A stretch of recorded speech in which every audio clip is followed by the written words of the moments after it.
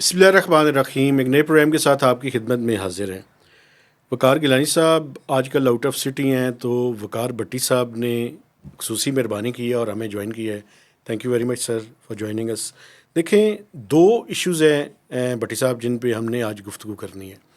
ایک تو کافی عرصے کے بعد پی ٹی آئی کے کچھ لیڈران عمران خان سے اڈیالہ جیل میں ملنے میں کامیاب ہوئے ہیں. ایک تو اس کے بارے میں سمجھتا ہوں کہ ہمیں ضرور بات کرنی چاہیے، چونکہ ایک سب سے بڑی پولیٹیکل پارٹی کے لیڈر کی کم از کم یہ فنڈامنٹل ہیومن رائٹس ہیں کہ اس کے جو لوگ ان سے ملنا چاہتے ہیں کم از کم ان سے ان کو ملاقات کی اجازت دی جائے. آپ چاہے دن مقرر کر لیں، میں یہ نہیں کہتا کہ جو آئے منہ اٹھا کے چلا جائے، لیکن اگر باقی قیدیوں کی ملاقات ہو سکتی ہے تو وائی ناٹ عمران خان، ان کی کیوں ملاقات نہیں ہو سکتی؟ دوسرا جو ہے وہ ہم نے آج آئی ایم ایف کے اوپر جو ہے وہ ڈسکشن کرنی ہے. تو اس کے حوالے سے جو ریئل اسٹیٹ کا ایک بڑا ایک ہاٹ ایشو ہوا ہے اور اس میں میری خبر کی وجہ سے ہوا ہے، اس کا پورا بیک گراؤنڈر جو ہے وہ میں چاہتا ہوں کہ میں آپ کے سامنے رکھوں، چونکہ کچھ باتوں کے چشمدید گواہ آپ بھی ہیں. اس کے اندر میں بتاؤں گا کون کون سی باتوں کی. سر بہت شکریہ. پہلی بات تو یہ کہ آپ نے مجھے موقع دیا اور خصوصی دعوت کیا. یہ تو آپ موقع دیتے ہیں تو آپ کے پروگرام کی اب ماشاءاللہ جو ہے وہ گونج جو ہے وہ دور دور تک سنائی دے رہی ہے. اب بس میری درخواست یہ ہوگی کہ یہ جو آئی ایم ایف والا جو ایشو ہے جی سر. پراپرٹی والا، یہ ہم پہلے ڈسکس کر لیں اور اس کے بعد پھر ہم عمران خان صاحب پہ آ جاتے ہیں. اچھا سر، میں آپ کو بتاؤں، ہوا یہ کہ کافی عرصے سے پرائم منسٹر نے ایک ٹاسک فورس بنائی ہوئی تھی جس میں کچھ ایس آئی ایف سی کے اور جو پاکستان کا بڑا گھر ہے ان کے ریپرزنٹیٹیو بھی شامل تھے، اور اس میں پہلے آحد چیمہ صاحب جو کہ اکنامک افیئرز ڈویژن کے منسٹر ہیں وہ تھے. تو اس ٹاسک فورس نے اپنی ریکمنڈیشنز تیار کی. وہ ریکمنڈیشنز پھر finance minister, chairman F B R, آج چیمہ اور جو وزیر ہیں اس کے ہاؤسنگ کے، ان سب نے جب مل کے پرائم منسٹر کے سامنے رکھی. پرائم منسٹر کی اپروول کے بعد طے یہ ہوا کہ ہم ان ریکمنڈیشنز کو آئی ایم ایف کے سامنے رکھیں گے. تو یعنی کافی عرصے سے یہ ایک لانگ اویٹڈ جو ہے وہ ایشو تھا. کم از کم 1 سے 1.5 مہینے سے زیادہ عرصہ اس دوران گزر گیا. جب آئی ایم ایف کی ٹیم آئی تو طے یہ تھا کہ آئی ایم ایف کی ٹیم کے ساتھ منسٹری آف فائنانس اور ایف بی آر کے لوگ ڈسکس کریں گے، اور وہ جو ٹاسک فورس ہے اس کے چند ریپریزنٹیٹیوز کی میٹنگ بھی آئی ایم ایف سے ورچوئل کروائی جائے گی. چونکہ آپ کو پتہ ہے کہ 4 سے 14 تک آئی ایم ایف کی ٹیم ادھر تھی، تو وہ 15 کو تو وہ واپس چلے گئے. تو اس کے بعد ورچوئل جو ہے وہ ان کی ایک میٹنگ لاسٹ تھرسڈے کو، پہلے ایف بی آر کے ساتھ ان کی میٹنگ ہوئی، پھر ورچوئل بھی ان کی میٹنگ آئی ایم ایف کے ساتھ ارینج ہوئی. اچھا، وہ میں کوئی یعنی مجھے آج کل یہ بھی کہا جا رہا ہے، بلکہ پچھلے دن میں ایک بڑے امپورٹنٹ آدمی نے کہا ہے کہ آپ کے بارے میں تو انکوائری کروانی پڑے گی کہ آپ کیا کر رہے ہیں، آپ کو خبریں کون دے رہا ہے، خبریں کون دے رہا ہے، اور آپ کا ایجنڈا کیا ہے، ایجنڈا کیا ہے. بالکل. اچھا، وہ یہ ہے کہ میں آپ کو صرف اتنا بتا سکتا ہوں کہ وہ جو ورچوئل میٹنگ تھی اس کی کچھ حصے وہ میں نے بھی سنے تھے.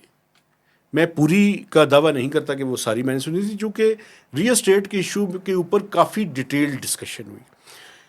جمعرات کو بھی یہ میٹنگ ہوئی اور جمعے کو بھی ٹو سم ایکسٹینٹ، لیکن تھرسڈے والے دن جو تھرسڈے کی نائٹ تھی اس میں ڈیٹیلڈ ڈسکشن ہوئی اس کے اوپر. آئی ایم ایف کا 2 باتیں تھیں اس سارے ایشو کے اوپر. انہوں نے پہلی تو یہ کہا 2 طرح کے ٹیکسز ہیں، ود ہولڈنگ ٹیکسز ہے. ود ہولڈنگ ٹیکسز ایک 236C ہے اور ایک 236K ہے. ایک سیلر کے اوپر ہے، ایک پرچیزر کے اوپر ہے، اور اس کے مختلف سلیبز ہیں. ایک فائلر ہے، ایک نان فائلر ہے، ایک لیٹ فائلر ہے. یہ 3% سے شروع ہوتا ہے، اور اسی طرح سے وہ سلیبز جو ہے وہ جو نان فائلر اور لیٹ فائلر ہے اس کا 6% ہے، اور جو بالکل نان فائلر ہے اس کا 9 to 10% ہے. تو یہ سلیبز ایسے بڑھتے رہتے ہیں. اسی طرح پرچیزر کے اوپر بھی ہے. آئی ایم ایف کے ساتھ جو ڈسکشن تھی، آئی ایم ایف نے فلیٹلی اس کے اندر ریفیوز کر دیا کہ ہم سیلر کے اوپر کسی طرح کی کوئی رعایت نہیں دینا چاہتے، چونکہ وہ جو انویسٹمنٹ اس نے کی ہے یہ وہ اس کو سیل کرنا چاہتا ہے تو اس کے پاس تو پیسے آئیں گے. پرچیزر کے اوپر آئی ایم ایف کا انڈیکیشن جو جمعرات لاسٹ تھرسڈے کو میٹنگ تھی اس کے اندر یہ تھا کہ ہم کنسیڈر کر کے آپ کو اس کے بارے میں بتائیں گے. دوسرا حکومت پاکستان کا یہ تھا کہ فیڈرل ایکسائز ڈیوٹی اس کے اوپر ہے، اس کو تو ابالش کر دیا جائے. ود ہولڈنگ ٹیکسز پہ جو پرچیزر کے اوپر ٹیکس ہے، آئی ایم ایف نے کہا کہ ہم اس کو آپ کو کنسیڈر کریں گے اور کنسیڈر کر کے آپ کو بتاتے ہیں. اچھا، میں نے جو خبر کی، اب آپ ایز اے پروفیشنل جہاں پہ میری کوئی مسٹیک ہے اس کے بارے میں بھی آپ نے مجھے بلنٹلی بتانا ہے. میں کوئی یہ نہیں ہوں کہ میں مسٹیک نہیں کر سکتا، میں کر سکتا ہوں. میں نے یہ خبر لی کہ I M F has agreed in principle to slash down withholding tax rate for purchasers by 2%, subject to the approval of the I M F team in writing. اور میرا یہ تھا کہ یہ پروپوزل چلی گئی ہے، by and large I M F نے ایگری کیا ہے، لیکن ان پرنسپل ایگری کیا ہے، اور ان رائٹنگ میں اس کو جب اپروول ہوگی تو اس کو فائنل سمجھا جائے گا. ہوا یہ کہ اس کے بعد ان کو ان رائٹنگ میں جواب آ گیا نو. نہ سیلر کے اوپر ہم کم کر رہے ہیں، نہ پرچیزر کے اوپر ہم کم کر رہے ہیں. اور دوسری ایک اور بھی ریکویسٹ ایف بی آر نے کی تھی کہ مارچ میں آپ کو پتہ ہے ابھی رمضان کی ایکٹیویٹیز زیادہ ہیں، اور جو مہینہ ہے وہ 3-4 دن جو ہے وہ لاسٹ ورکنگ ڈیز جو ہے وہ چھٹیاں ہی ہیں، تو اس کے بعد عید شروع ہو جائی تھی. ریکویسٹ یہ تھی کہ 60 بلین سے زائد کا ٹارگٹ مارچ کا کم کیا جائے. آئی ایم ایف نے مجھ سے رابطہ کیا، اور رابطہ کر کے سنڈے والے دن انہوں نے مجھے یہ کہا کہ ہم نے اس چیز سے کوئی اتفاق نہیں کیا. نہ تو ہم نے ٹیکس کم کرنے سے اتفاق کیا ہے، ٹارگٹ کم کرنے سے مارچ کا، اور نہ ہی ہم نے پرچیزر کے لیے 2% کا ریلیف کا ہم نے کوئی ہمارا کوئی ایگریمنٹ نہیں ہوا. وی ڈڈنٹ ایگری. میں نے ان سے یہ کہا کہ آپ اس کو ان رائٹنگ میں بھجوائیں. جب ان رائٹنگ میں میرے پاس وہ آ گیا تو میں نے یہ سٹوری کی کہ final verdict I M F نے دے دی ہے، اور نہ تو انہوں نے پرچیزر کے اوپر 2% ٹیکس کم کیا ہے، اور نہ ہی مارچ کا ٹارگٹ کم کیا ہے. اب آپ سمجھ سکتے ہیں کہ جب کوئی ڈیولپنگ سٹوری ہوتی ہے، اچھا پرابلم کیا ہے؟ پرابلم یہ ہے کہ جو ریئل اسٹیٹ کے لوگ ہیں، مجھے جو فیڈ بیک آیا، انہوں نے کہا جی آپ کی خبر پڑھ کر ہم نے ایڈوانسز دینے شروع کر دیے، اور ہم نے ایک وہ کہ بھائی میں کاروباری آدمی تو نہیں ہوں، مجھے ایڈوانسز لینے اور دینے سے تو معاملہ نہیں ہے. اب ایک ڈیولپنگ سٹوری کے اندر ایک فائنل چیز آ جاتی ہے تو میں کہوں نہیں میں تو اپنی سٹوری پہ کھڑا ہوں. بھائی جو ڈیولپنگ سٹوری کی الٹیمیٹ اینڈ ہے وہ بھی تو میں نے بتانا ہے نا آپ کو. میں نے یہ تو نہیں کہنا کہ میں نے پہلے یہ لکھ دیا ہے تو وہ کوئی قرآن کا حرف ہے، اس کو تبدیل نہیں ہو سکتا. آپ نے تو ایک امکان ظاہر کیا تھا، بیسیکلی آپ نے ایک امکان ظاہر کیا تھا کہ شاید جو آئی ایم ایف ہے وہ پرچیزر پہ جو ٹیکس ہے اس پہ 2% کی کمی کر سکتا ہے، امکانات ہیں اس کے. نہیں، میں نے جو ایگزیکٹ لفظ تھے نا سر، میں وہ آپ کو میں نے لکھا تھا has agreed in principle to cut down, لیکن provided with the approval of the fund in writing. لیکن مجھے یہ بتائیں، یہ جو آپ کو ایشورنس دی گئی تھی کہ یہ ان پرنسپل ایگری کیا ہے، یہ آئی ایم ایف نے بتایا تھا آپ کو یا ایف بی آر نے بتایا تھا؟ یہ سر بیسیکلی یہ منسٹری آف فائنینس کے اور ایف بی آر کے لوگوں نے مجھے بتایا تھا، اور میں نے آپ کو یہی بتا رہا ہوں کہ اس گفتگو کا کچھ حصہ، چونکہ وہ زوم میٹنگ ہے، میں زیادہ آپ کو ایک حد سے زیادہ اس لیے نہیں بتانا چاہتا کہ وہ لوگ چونکہ چند لوگ ہوتے ہیں تو ان کے اوپر ویسے ہی بڑی پابندیاں ہیں، تو وہ میں نے سنی بھی ہیں. اچھا، لیکن مجھے یہ لگتا ہے کہ دیکھیں یہ بعض اوقات ہمارے آفیشل جو ہے نا کوئی پازیٹیو ڈیولپمنٹس کے حوالے سے اوور کانفیڈنٹ ہو جاتے ہیں، ایک بات، اور یہ امید کا اظہار کرتے ہیں، دلاتے ہیں، امید دلاتے ہیں، اور وہ ان پرنسپل جو ہے، ان پرنسپل کوئی چیز تو نہیں ہوتی نا، مطلب کہ اصولی طور پہ اتفاق جب تک آپ کے پاس ریٹن میں کوئی چیز نہیں ہوگی. اصل میں دیکھیں یہ آپ کی بات ٹھیک ہے، اصل میں ہوا یہ ہے کہ کوشش ان کی بھی تھی کہ کسی طرح سے یہ ان کو دیا جائے، لیکن ان کی کوشش تو اور بھی تھی کہ مارچ کا جو ٹارگٹ ہے وہ بھی کم کر دیا جائے. اب میں مارچ کے ٹارگٹ کے بارے میں ایک بات کر کے جلدی سے آگے بڑھتا ہوں چونکہ ٹائم ہمارے پاس کم ہے. یہ 60 بلین کا شارٹ فال نہیں ہوگا سر، ابھی 2-3 دن 4 دن ہیں، آپ دیکھ لیجئے گا.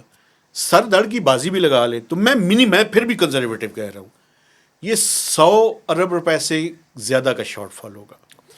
اور مجھے اگر میں زیادہ اس کو کہوں تو 150 ارب روپے کا شارٹ فال ہوگا. یہ تو 3 گنا تک 2.5 گنا آپ جو ہے شارٹ فال جو ہے پریڈکٹ کر رہے ہیں. سر اس پہ بھی کوئی ریپرکشنز نہ آ جائیں آپ کو؟ سر دیکھیں کچھ کام ایسے ہیں جہاں پہ ہمیں اپنا فیئر انالیسس جو ہے وہ دینا چاہیے. ایف بی آر کی ویسے اسیسمنٹ جو ہے وہ 60 سے 80 بلین کے درمیان جو شارٹ فال وہ ایکسپیکٹ کر رہے ہیں، وہ ایکسپیکٹ کر رہے ہیں. لیکن آپ اس کو آپ کا میں یہ کہہ رہا ہوں 100 اور زیادہ سے زیادہ 150 کے درمیان ہوگا. اللہ کرے کہ ایسا نہ ہو، اللہ کرے کہ میں غلط ہوں، اللہ کرے کہ آپ کی بات غلط ہو، کیونکہ یہ ملک کے لیے بھی اور ہماری اکانومی کے لیے بھی اچھا نہیں ہے. ایک آخری بات میں اس میں کروں، بہتر یہ ہے کہ ہمارا اسٹاف لیول ایگریمنٹ یہ جو ریونیو کے فگرز آنے ہیں ان سے پہلے ہو جائے. بالکل 600 روپے کا شارٹ فال پہلے ہے، آئی ایم ایف نے اس سے ایگری کر لیا ہے کہ وہ ٹارگیٹ کو کم کر دیں گے. 12,334 ارب روپے پہ آئی ایم ایف ایگری کر چکا ہے. لیکن اگر یہ شارٹ فال اس مہینے میں ہی 100 روپے سے زیادہ کا ہو گیا تو پھر یہ جون تک جو ہے یہ معاملات جو ہیں یہ کافی آگے بڑھ جائیں گے. عمران خان آپ نے ذکر کیا ہے کہ عمران خان صاحب سے آج ان کی پارٹی کے لوگوں کو ملنے کی اجازت دی گئی ہے.